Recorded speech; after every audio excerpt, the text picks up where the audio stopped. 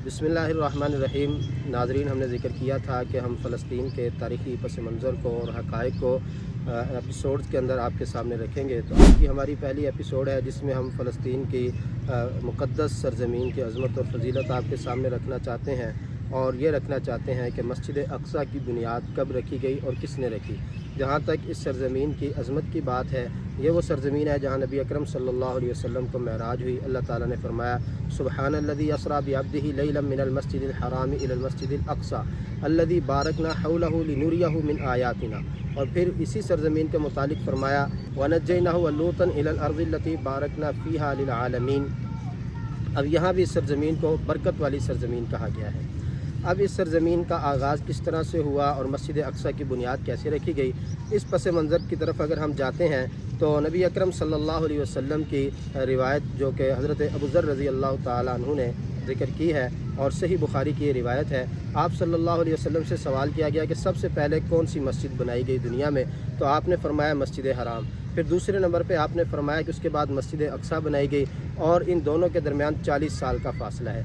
अब अगर इस हदीस मुबारका की रूह से हम देखते हैं तो हमारे सामने वाज़ेह होता है कि मस्जिद अक़सा की पहली बुनियाद किसने रखी है।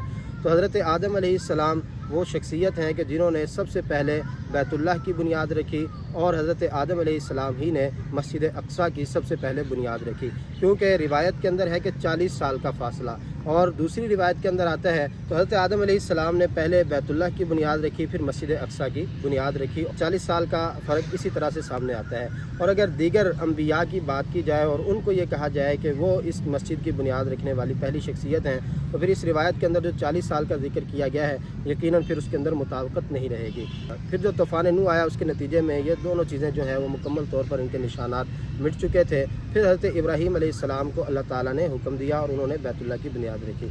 अब बात यह है कि इब्राहीम अलैहिस्सलाम वो पहली शख्सियत हैं जिन्होंने इस सरज़मीन को आगे आबाद किया है। हज़रत इब्राहीम अलैहिस्सलाम दमिश्क के अंदर पैदा हुए, और फिर आपने तौहीद के हवाले से लोगों को सदाएँ दी और आपने ऐलान नबूवत फरमाया, तो नमरूद और वहाँ के हाकिम आपके मुखालिफ हो गए। फिर हज़रत इब्राहीम अलैहिस्सलाम को हिजरत करना पड़ी, तो आपने इराक़ से जब हिजरत की तो आप तुर्की की तरफ आए और फिर शुमाली शाम के रास्ते से होते हुए हर्रान के मकाम पे पहुँचे, दमिश्क से जो 1100 किलोमीटर बनता है, वहाँ पर क़याम किया। और फिर उसके बाद आप वहाँ से चले और आप फ़लस्तीन की जानिब रवाना हुए, उसके जनूब मगरिब में, जिसका फ़ासला 800 किलोमीटर है। यहाँ पर अल खलील मकाम है जहाँ पर इब्राहीम अलैहिस्सलाम ने क़याम किया, और आज भी उस जगह का नाम अल खलील है। इब्राहीम अलैहिस्सलाम ने जब यहाँ पर क़याम किया, इस जगह को आबाद किया, चंद साल यहाँ पर क़याम करने के बाद हज़रत इब्राहीम अलैहिस्सलाम कहत साली की वजह से मिस्र के अंदर गए। जब मिस्र के अंदर गए तो आपके साथ हज़रत सारा थी। मुख्तसर वाक़या ये है कि हज़रत सारा जो है उनको बादशाह वक़्त ने परेशान करना चाहा, लेकिन हज़रत सारा की दुआएं और अल्लाह रब्बुल इज़्ज़त के सामने हाजात और मुनाजात थी, जिसके नतीजे में हज़रत सारा अलैहिस्सलाम के साथ वो बादशाह जो था वो कोई भी इस तरह का ताल्लुक़ कायम ना रख सका, बल्कि इस कदर मुतासिर हुआ कि एक बांदी हज़रत सारा को दी जो खिदमत के लिए मुकर्रर की गई, जिनका नाम सैयदा हाजरा है। हज़रत इब्राहीम अलैहिस्सलाम उनको लेकर जब चले तो फिर आपको वहाँ पर बेटे की बशारत और खुशखबरी दी गई, और वहाँ से फिर आप फ़लस्तीन की सरज़मीन की तरफ आ गए। जब यहाँ आए, अल्लाह रब्बुल इज़्ज़त ने आपको बेटे से नवाजा। हज़रत सारा बांझ थी, हज़रत हाजरा के यहाँ बेटे की विलादत हुई हज़रत इस्माईल अलैहिस्सलाम की। जब उनकी विलादत हुई तो अल्लाह रब्बुल इज़्ज़त ने फिर आपको यहाँ से हिजरत करने का हुक्म दिया। इब्राहीम अलैहिस्सलाम फ़लस्तीन की सरज़मीन से मक्का की तरफ आए। अब यहाँ पर जब इब्राहीम अलैहिस्सलाम मक्का के अंदर आते हैं तो फिर यहाँ पर क्या कहते हैं, उससे भी पता चलता है कि बैतुल्लाह की बुनियाद हज़रत इब्राहीम अलैहिस्सलाम से बहुत पहले रखी जा चुकी थी। इब्राहीम अलैहिस्सलाम ने जब हज़रत हाजरा और हज़रत सैयदना इस्माईल अलैहिस्सलाम को छोड़ा तो वहाँ पर यह दुआ की, रब्बना इन्नी अस्कनतु मिन ज़ुर्रिय्यती बिवादिन गैरि ज़ी ज़रअन इंद बैतिकल मुहर्रम।